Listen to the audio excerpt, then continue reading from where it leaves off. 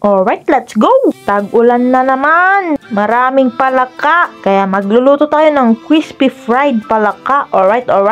Crispy na, fried pa. Yung pwedeng ulam, pwede ring pulutan. Talo pa ang Chicken Joy sa lasa. Sausaw mo pa sa suka, mapapawaw ka talaga. Alright. Una sa lahat, first of all, bumili nga tayo ng napakalaking mga palaka sa palengke. 1 kilo na. Pagka-uwi, hinugasang maigi. Siniguradong walang mga laman loob na naiwan at yung mga kuko tinanggalan. Napakalaki nga, masal-masalan. Saka natin iset aside mga kapulutan. Magpapainit na rin pala tayo ng mantika sa pan. Then gagawa tayo ng breading mix. 1 paketeng Tasty Boy, spicy flavor. 4 na kutsarang harina, 2 kutsarang cornstarch, garlic powder, black pepper, at konting asin. Alright.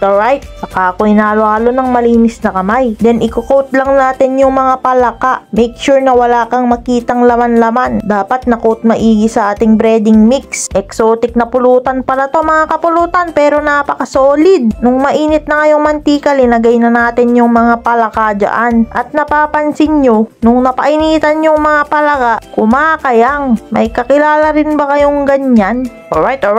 Aayusin lang natin para magkasya sila sa pan. Ipiprito magkabilaan hanggang maging golden brown. Yung tamang crispy lang tapos juicy sa loob. Napaka-solid niyan mga kapulutan. Minsan nga lang magkaroon ng palaka tuwing tag-ulan, kaya sinusulit ko na. Yung karne nga nito healthy daw based sa aking research. Pwedeng good source of protein. Natripan ko nga iprito kasi nagkikrave ako ng Chicken Joy. Sabi ko magkalasa naman, mas masarap pa nga ito eh. At nung natapos nang naprito, golden brown na mga kapulutan, syempre sinet aside na natin yan. Then frenay ko na yung second batch. Biglang nalobat yung cellphone ko, hindi ko na na-record. Pero ayan na yung finished product.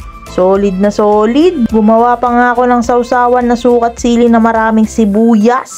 Yan ang partner niyan mga kapulutan. Tapos Cito Gin. Cheers para sa mga solid supporters natin dyan. Titikman ko na ngayong palaka. Kinuha ko yung legs, malaman-laman. Tinikman ko muna bago ko isawsaw dito sa ating sausawan na napaka-solid. Lalagyan ko naman ng maraming sibuyas. Manamis-namis nga din kasi yung sibuyas na puti. Kaya perfect combination. Malaki-laki yung laman kaya mabubusog ka talaga. Titikman nga rin daw ni Daleng kasi favorite niya din itong crispy fried na palaka mga kapulutan. Hinausaw niya na at sinubok. Goods na goods mga kapulutan. After ilang minutes, wala nang naiwan. Sinimot na ni Daleng. Ay, at ako pala. Tapos yung alak puno pa. Grabe ka naman kina-arsab mo, boy. Wala na tayong pulutan. At kung nag-enjoy kayo mga kapulutan, pa-comment naman kung ano pang pwede nating gawing luto sa palaka sa susunod na video. Yung pwedeng ulam, pwede ring pulutan. Pa-comment na rin kung taga saan ka para alam ko kung saan umabot ang video na to at ma-shoutout kita. Follow na rin yung page for more videos. Alright.